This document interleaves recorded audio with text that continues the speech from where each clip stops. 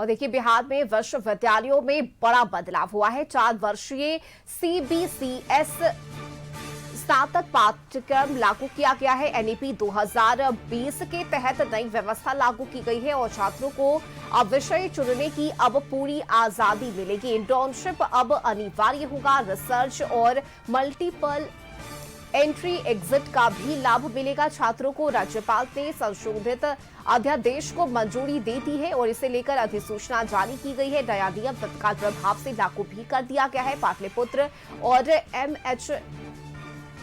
MMH अरबी फारसी विश्वविद्यालय फिलहाल इससे बाहर रखा गया है। वहीं अन्य सभी राज्य विश्वविद्यालयों में यह नई शिक्षा व्यवस्था लागू की गई है। और ब्यूरो चीफ संजय हमारे साथ जुड़े हुए हैं लगातार खबरों पर।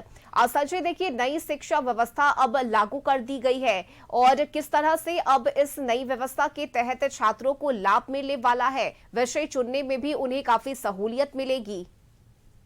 देखिए रश्मि, निश्चित तौर पर हायर एजुकेशन के पॉइंट ऑफ व्यू से देखें तो एक बहुत बड़ी पहल अब बिहार में शुरू हो गई है। राज्य विश्वविद्यालयों में राष्ट्रीय शिक्षा नीति के तहत 4 वर्षीय चॉइस बेस्ड क्रेडिट सिस्टम स्नातक पाठ्यक्रम लागू कर दिया गया है। नई व्यवस्था के तहत छात्रों को पहले की तुलना में अधिक और शैक्षणिक स्वतंत्रता मिलेगी।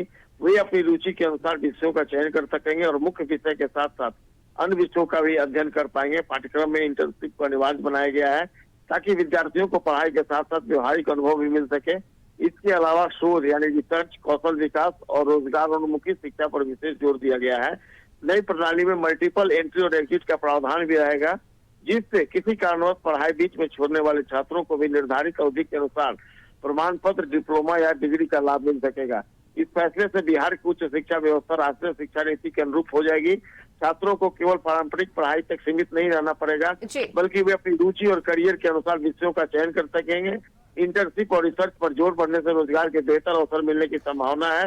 मल्टीपल एंट्री एग्जिट व्यवस्था से पढ़ाई बीच में बाधित होने पर भी छात्रों का शैक्षणिक नुकसान कम होगा और विशेषज्ञ मानते हैं कि यह बदलाव बिहार के विश्वविद्यालयों में शिक्षा की गुणवत्ता बढ़ाने, कौशल आधारित शिक्षा को प्रोत्साहन देने और राष्ट्रीय स्तर पर छात्रों की प्रतिस्पर्धात्मक क्षमता मजबूत करने की दिशा में एक महत्वपूर्ण कदम साबित हो सकता है। जी बिल्कुल संजय, देखिए, और इसका काफी फायदा भी छात्रों को मिलेगा आगामी दिनों में उनके भविष्य को लेकर। आप बने रहिएगा संजय हमारे साथ, खबरों पर आगे भी अपडेट लेंगे।